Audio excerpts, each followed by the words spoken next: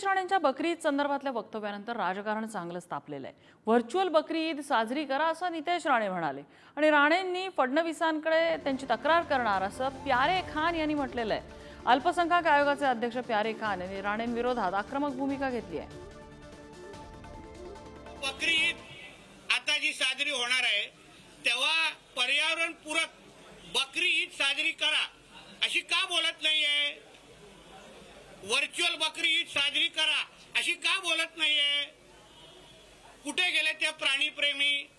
का नाही मुस्लिम समाज एकत्र येऊन प्राणी प्रेमासाठी पर्यावरणासाठी व्हर्च्युअल बकरी ईद साजरी करत?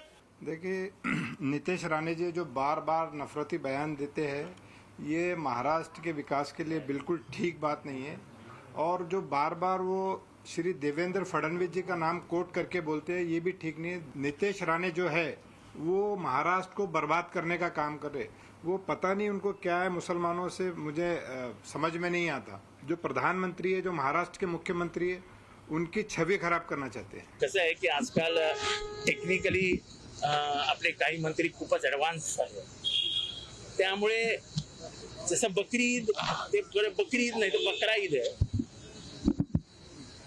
व्हर्च्युअल करा असं जेव्हा ते म्हणतात तेव्हा काही दिवसांनी ते जेवण पण व्हर्च्युअल करा असं पण म्हणतील ना, ऐकावं लागतं।